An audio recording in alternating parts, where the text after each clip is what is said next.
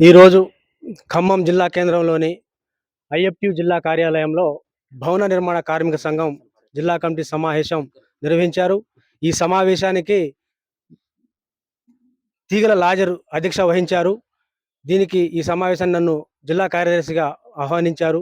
ఈ సమావేశం ఉద్దేశం, ఆలోచన విధానం ఏమిటి అనంటే, ఇప్పుడు జరుగుతున్న ఈ లేబర్ బోర్డ్‌లో అవినీతి అక్రమాలని అరికట్టాలని చెప్పి దీని ఉద్దేశంతోటి మేము ముందుకొచ్చాం. ఇదే విధంగా ఇలా ఐక్యత లేకపోవటం వల్ల ఈరోజు ఈ సంక్షేమ బోర్డును కూడా ప్రైవేట్ సంస్థకి అప్పజెప్పడం జరిగింది. మాలో ఐక్యత లేకపోవటం వల్ల. ఇలా ఐక్యతంగా ఉండాలని చెప్పి ఇలా ఖమ్మంలో ఉన్న మన 7 యూనియన్‌లు మేజర్‌గా టాపీ మేస్త్రీల యూనియన్‌లుగా కూడా వాళ్ళు ఎంత ప్రయత్నం చేసినా కూడా ఈ ఐకమత్యం లేకపోవడంతోటి ఈరోజు మన ఈ హక్కులను మన రేట్లు పెంచుకునే ఈ అవకాశాన్ని లేబర్ ఆఫీస్‌లో కలెక్టర్ గారి ఆధ్వర్యంలో పెంచడం జరిగింది. దగ్గర దగ్గర 24, 50 సంవత్సరాల నుంచి పనిచేస్తా ఉంది ఇక్కడ బిల్డింగ్ వర్కర్స్. కానీ ఏనాడు కూడా గవర్నమెంట్ దృష్టికి పోయి పెంచుకున్న ఆలోచన విధానం లేదు. ఈసారి ఎందుకు రాను రాను ఏందంటే మన ఐక్యత తగ్గిపోతా ఉంది. మన ఐక్యత లేకుండా తగ్గిపోతా ఉంది. దీనికి ఏందంటే ఇప్పుడు ఉన్న యజమాన వర్గం కూడా ఆలోచన చేయాలి. ఏం చేయాలంటే ఎక్కడ యూనియన్‌లో లేని వాళ్ళకి పని అప్పజెపుతున్నారు.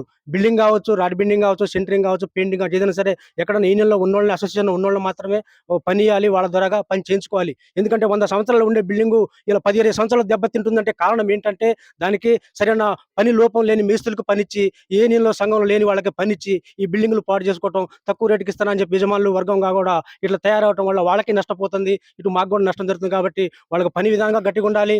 రేపు 100 సంవత్సరాలు ఉండే ఇల్లు కాబట్టి వాళ్ళు ఏ యూనియన్‌లో పనిచేస్తున్న యూనియన్ తరపున ఉంటే రేపు ఏదైనా తేడా వచ్చినా కూడా, మంచోడున్నా కూడా ఈ సంఘం అనేది దాని చర్య తీసుకుంటా ఉంటది. ఆ భయం ఉంటదని చెప్పి మాలో ఉన్న సభ్యులు గాని, రాడ్మిన్ వాళ్ళు ఎవరైనా సరే దానికి యూనియన్ తరపున చూసి పనిస్తేనే దానికి రక్షణ, మీ ఇంటికి కూడా రక్షణ ఉంటదని చెప్పి యాజమాన్య వర్గానికి నేను కోరుతా ఉన్నాను. అదేవిధంగా ఇలా ప్రభుత్వం దృష్టికి చూసుకుంటా వస్తుంటే సంక్షేమ బోర్డులో నుంచి మాకు రావాల్సిన నిధులుగా కూడా సంవత్సరాలు గడిచినాగా కూడా డబ్బులు ఇచ్చిన వాళ్ళకి పని అవుతుంది. ఈయన వాళ్ళకి పని కావట్లేదు. ఈ విధంగా భవన నిర్మాణ కార్మికులు చాలా అనేక మందిగా కూడా ఇలా 25 లక్షల మంది మన రాష్ట్రంలో ఉన్నాగా కూడా కనీసానికి వాళ్ళకి 18 లక్షల 20 లక్షల లోపుకే వాళ్ళ కార్డులు ఉన్నాయి. మిగతా వాళ్ళ కార్డులు లేవు. అది రెన్యువల్ అయిపోయింది. రెన్యువల్ కావట్లేదు. అవి కావాలని చెప్పి మేము సంక్షేమ బోర్డుని ఉన్న గవర్నమెంట్ అడుగుతా ఉన్నాం.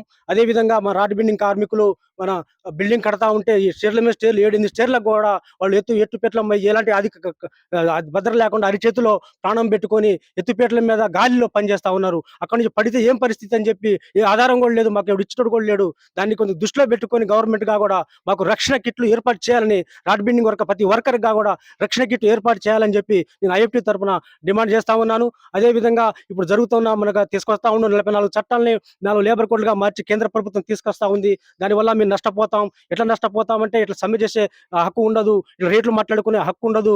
అదే విధంగా రేపు 8 గంటల పని నుంచి 12 గంటల పని చేయాలనే ఆలోచన దాంట్లో ఉంది. ఇప్పుడు 8 గంటలకు కూలబడతా ఉన్నాం. 12 గంటలు 16 గంటలు పని చేయాలంటే రేపు చేయలేని పరిస్థితి. ఆనాడు ముందుకు వర్గం కార్మికులు రక్తం చిందించి ప్రాణాలు అర్పించి కూడా పోరాడి సాధించుకున్న 8 గంటల పని దినాన్ని కొనసాగించాలని చెప్పి దాన్ని వెనక్కి తీసుకోవాలి. పాత 29 చట్టాలని కొనసాగించాలని చెప్పి మేము కేంద్ర ప్రభుత్వాన్ని కానీ, రాష్ట్ర ప్రభుత్వం కానీ మేము ఐఎఫ్టీ తరపున కోరుతా ఉన్నాను. నా పేరు గుగులోత్ పటేల్, ఐఎఫ్టీ తెలంగాణ భగతశిల భవన ఇతర నిర్మాణ కార్మిక సంఘం జిల్లా ప్రధాన కార్యదర్శి.